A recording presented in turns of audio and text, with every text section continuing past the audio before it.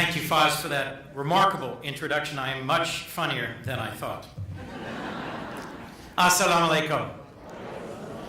We are nearing the end of a wonderful dinner, a great celebration, a recognition of how much hard and good work there is to do ahead and what great things have been done so far in these last 2 years. My mother, when I was a child, would often say to me, hard work that is worth doing is what helps give life meaning.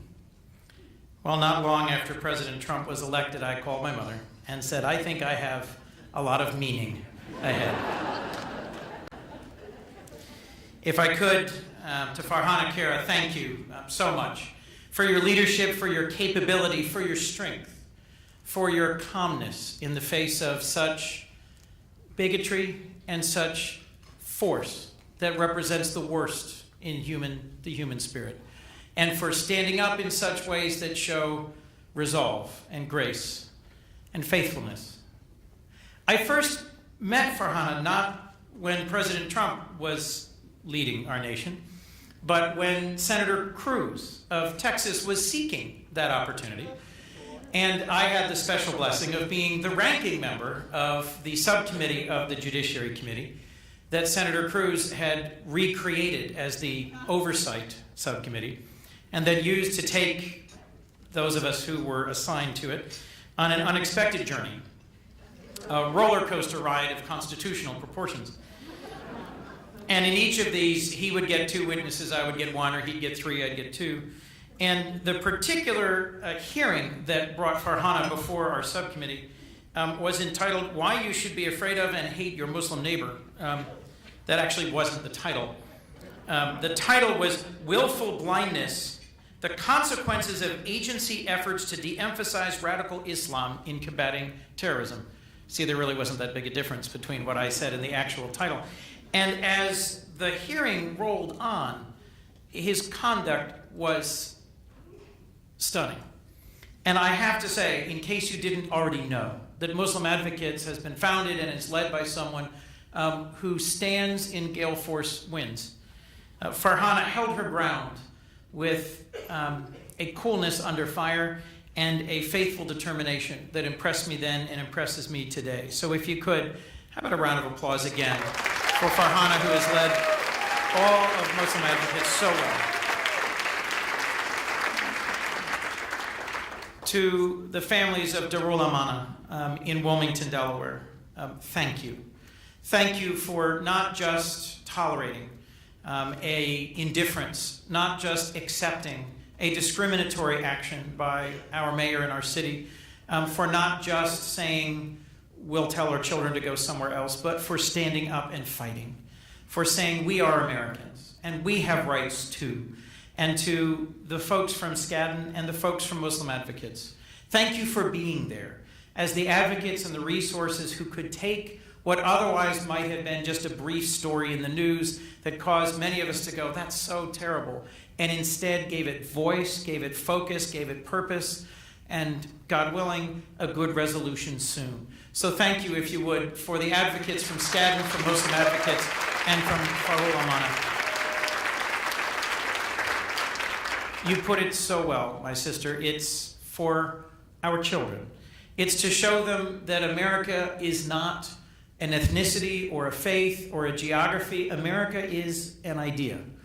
America is virtually the only nation that was started not based on all of us being from one place or of one race or of one language or of one faith, but because all of us in some way or another came here in pursuit of a vision that all are endowed by their Creator with rights, inalienable rights to life, to liberty, to pursuit of happiness, and embedded at the very beginning, the top amendment of our Constitution, the rights to free exercise of our faith, whichever faith we practice or no faith at all.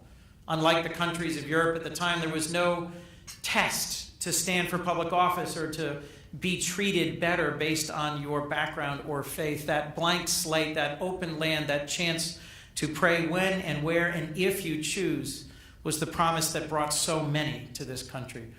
And Muslim Advocates makes that promise real by not accepting bigotry, by not allowing hate to stand, no matter whether it comes from a small town or a next-door neighbor, from something said in the news or something that comes from the White House itself. By standing and fighting, you make real the promise of America. Thank you.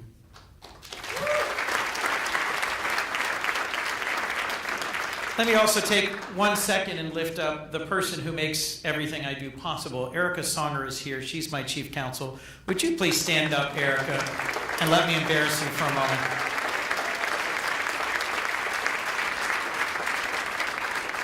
You know, in the introduction that Faiz gave, he suggested that many, many years ago I got an unbelievably attractive offer from Skadden Arps, which, yes, my accountant has suggested I very foolishly turned down. Erica had just become a partner at one of our country's biggest and most prominent law firms after years of grinding it out as a litigation associate. And having just accomplished a career objective that would then vault her into the 1% of our country, she turned aside from it and joined Farhana, was her predecessor in recognizing that service in the United States Senate as staff counsel to a member or to a committee is a remarkable way to make a lasting difference. Erica, I'm so grateful for what you and Andy and all on our legal team have done. Thank you for really making it possible for me to do this. So let me tell you a quick story, if I could. A story about my own faith journey and about how I came to understand what hospitality means, what it means to be welcoming to the stranger and the foreigner, either in our midst or those who come to us. You know, if we read through the Quran, the Torah, the Gospel, all have passages, more than I can quote, saying that we have a wonderful obligation to render to the kindred their due rights, as also to those in want and to the traveler in distress, to quote the Quran. Similar passages all throughout the Torah and the Gospels say that we have a special opportunity, we have a special blessing or mitzvah that we can do by being gracious, by being welcoming to those who are adrift, who are lost, and who are traveling. And at this time in our world, there are more refugees, there are more seeking a place of safety than at any time in the last 70 years. And we have an opportunity to show, as a country, who we are and what we're about, informed by the faiths that have driven so many here in the past. My first exposure to the tradition of hospitality in Islam came when I was just 20 years old. I'd spent a semester as a student at the University of Nairobi, and I was heading to Europe to meet my college girlfriend. And my luggage and I, everything I'd had for 6 months, went to the airport in Nairobi, and we got on a plane. And in Cairo, I got off, and my luggage did not. So with just $50 in my pockets and one change of clothes, I found a public bus and went downtown and found a youth hostel for, I think it was $2 a night. And being utterly unfamiliar with the traditions of Ramadan, as I checked in, the nice young man behind the counter said, "Where is your luggage?" I said, I don't have anything. He said, "You don't have anything?" I said, "Yes, I don't have anything." He said, "And do you have enough money to sustain yourself?" I said, "Barely. I've got enough probably to eat the next couple of days, but I'd really hope to see Cairo." And he says, "Oh, this is wonderful." Thinking, okay, what's wonderful about this? I don't get this. He said, "You must come to my home tonight." I said, "Great." He said, No, it's the first night of Ramadan." I said, "Oh, good. Okay. Wonderful." He said, "I'll come back at sundown. Come with me." And there began 4 nights that I will never forget of astonishing hospitality. 7-course meals. I think I gained 15 pounds that night alone. As I went from house to house to house, from cousin to friend to neighbor. "Look, a lost American. Oh, come on in. Have some more." It was such a blessing. And so for the rest of my life, as I think of travel to Egypt or to a Muslim country, I think of hospitality, of open arms, of graciousness, of an amazing sense of celebration as a fast is broken, in a time of great dedication and self-reflection that is followed by enormous family-centered joy that also has room around the table for those who've lost their way or who are seeking solace or who are refugees. What a remarkable tradition. And so my own family, when I was a child, I'm a Presbyterian, a somewhat obscure sect of Christianity. Any Presbyterians in the house? You see, we don't ever go, woo, so it's great. You're really a Presbyterian, are you sure? Okay, fine. We've been nicknamed the Frozen Chosen because we tend to be really uptight and very waspy. And we are from a Calvinist sect of Christianity that really, really, really believes in good works, but we don't ever talk about it. So we get busy building schools and hospitals and, helping, but we're extremely uncomfortable talking about, the book and the guy. We just don't do much of that. Part of my friendship with Jeff Flake, the senator from Arizona, grew out of our mutual fascination with each other because he's a Mormon. And so at exactly the same time I was going to Kenya, he was going to Zimbabwe on a Mormon mission, which literally means going, bing bong, would you like to talk about Jesus? As a Presbyterian, not only had I never done that, I'd never met anyone who'd done that. And I found it fascinating that he did that, and he found it puzzling that I didn't do that. And therein began a long conversation. One of the ways that my parents, when I was a child, showed me, not by talking but by doing, was by gathering with a dozen other families in our immediate community and welcoming a refugee family from Vietnam. This was at the time when a flood of refugees from the fall of South Vietnam were looking for an opportunity to come to the United States. And so my mother and a dozen other families got busy getting an apartment and clothes and a car and opportunities. And the Vien family that came from South Vietnam and had gone through remarkable deprivations in the course of the war and being in refugee camps had children just about the same age as my brothers and me, and we all grew up together over the years. And to see them become fully part of the American dream and to be successful and to be vibrant made a lasting impression on me. And I don't think I had grasped how deep an impression until 2016.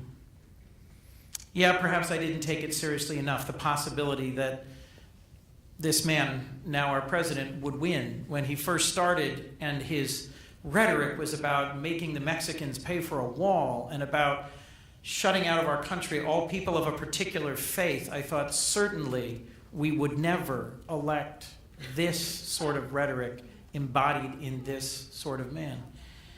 And the problem with democracy is you have to believe in the goodness and the wisdom of all voters. And in a lifetime spent in public service, now 18 years, this was the first genuine disappointment.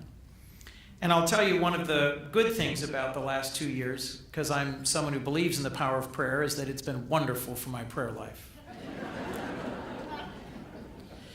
President Lincoln said during the height of the Civil War that he was driven to his knees by having concluded there was no other place to go and no other hope to be found but in prayer. So through a variety of accidents or providence, Tim Kaine, the senator from Virginia, who was supposed to be the co-chair of the National Prayer Breakfast, a gathering of 4,000 people from 100 countries, from every major faith tradition, a big annual breakfast to celebrate the power of prayer, not Christian prayer, but prayer. Tim Kaine was supposed to be the co-chair, and he called me not long before the election, confessed he'd been a little bit busy running for vice president, and asked if I would step in and take over his role because it was so soon. It was in February. And I said, of course, Tim, happy to. Hillary will give a great speech at the prayer breakfast. She had been the keynote speaker a number of years before. So to my surprise, not long after the election, that wasn't exactly the guest we were preparing for. And in just a few days before that national prayer breakfast, two things collided. And I thought I'd share this with you for a few moments before we conclude tonight. My mother, ever forceful and clear-eyed about what we are called to do, had read in the newspaper in Wilmington, Delaware, that Delaware was one state that had not yet welcomed a single Syrian refugee. And she said, "This is a disgrace. What are you doing about it, Senator?" And so we got on the phone, the pastor of the church I'd grown up in, and the imam of Masjid al-Ibrahim, and Jewish Family Services, and a series of meetings came together, and money was raised, and an apartment was secured, and a car was gotten, and an offer was extended, and a wonderful young family that had fled Syria. They literally lived in the neighborhood hit by by poison gas, by murderous Bashar al-Assad. They had met in a refugee camp halfway around the world, had married, and had a wonderful baby girl. And I was so excited about the small but real way in which my home community And different communities of different faiths were demonstrating that love could still trump hate, even in this era, even in our country. But at the same time, I'm preparing for this upcoming National Prayer Breakfast.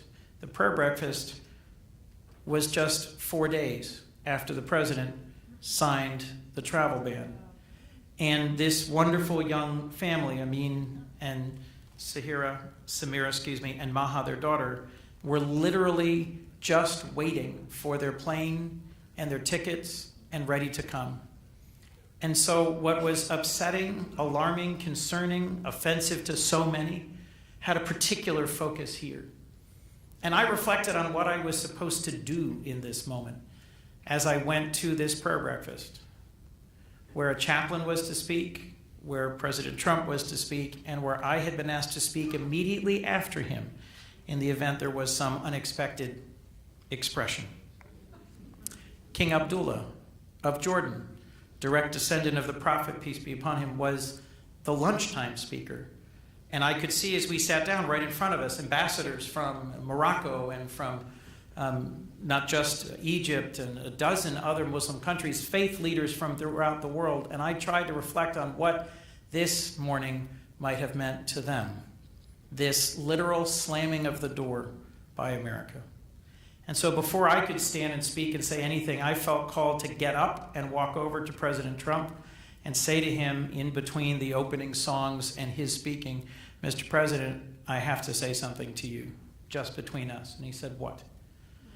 And I said, "This travel ban that you've signed, I profoundly disagree with it. I believe it is wrong. I believe it is against everything in my faith and everything that this breakfast is about. And I believe you've made a profound mistake."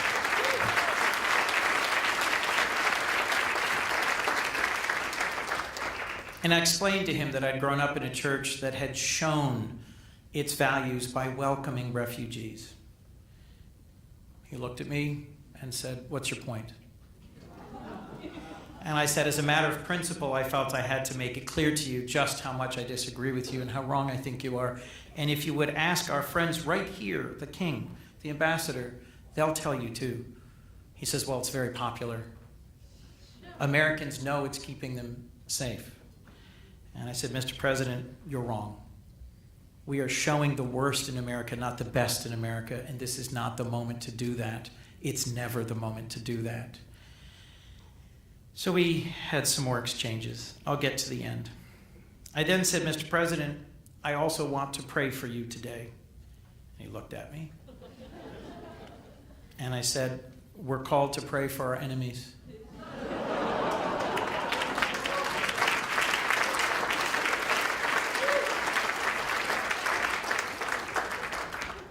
And all I want to do is to say that our disagreement, I can't overcome, but perhaps I'm familiar with one who can.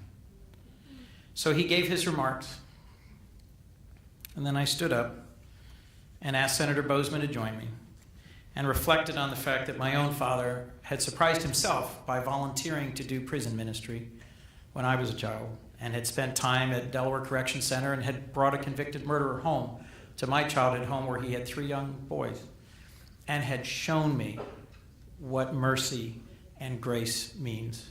And I said, if he could do that, I can do this.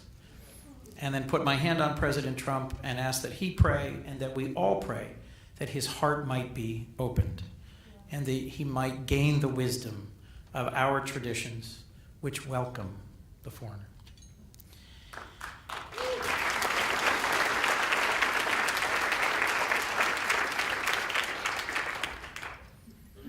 As things moved forward,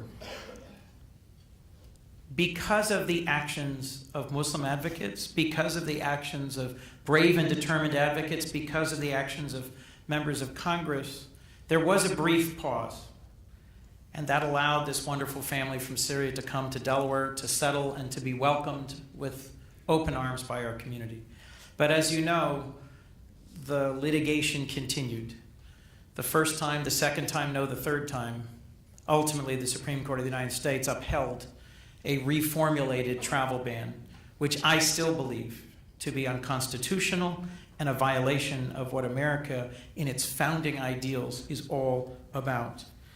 And rather than simply shaking my fist at the television or hoping, I joined, with Erica's help and support and some volunteers from the bar around the country, in filing an amicus brief opposing the president's travel ban. I worked with members of the Senate and members of the House. I think ultimately we had 150 members of Congress who filed at the district court level, the circuit court level, the Supreme Court level, through all the iterations, saying that we too will join in being Muslim advocates and in saying, Mr. President, this executive order is profoundly wrong. Now, where we are today, I'm drafting legislation to introduce early in the next Congress that will say the only way to overturn this decision with which I so profoundly disagree is to amend the Immigration and Naturalization Act of the United States to make it clear that the non-discrimination provisions apply not just to immigrant visas but to non-immigrant visas, to give it broader reach and meaningful teeth, and to say our immigration laws cannot again be used to discriminatory effect.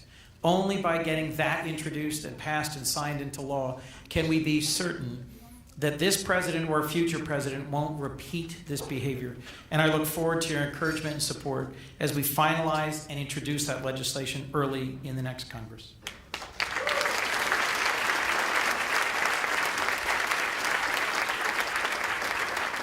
I'm also working with Senator Richard Blumenthal of Connecticut on the No Hate Act, as you heard referred to by the Congresswoman, and as we all sadly know, the percentage increase in hate crimes, and in particular hate crimes against certain religions and ethnicities, has been alarming ever since the first moments when then candidate and now President Donald Trump began speaking on the national stage.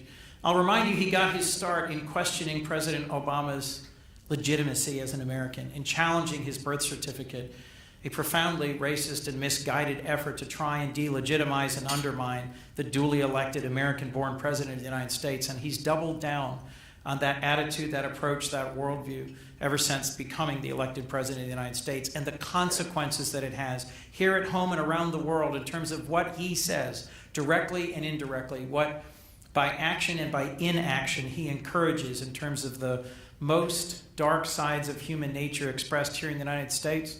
It goes right back to what I first heard in that hearing with Ted Cruz, where you stood up so bravely and said, in order for us to be safer, the federal government must do its job and investigate and oppose extremist violence by white nationalists, by anti-Muslim groups, by organizations and groups motivated by bigotry and hate of all kinds, because that's where more suffering has come than in any other way in the last decade here in the United States. And by fighting hate and bigotry of all kinds, that's how we show who we are as a people and as a nation.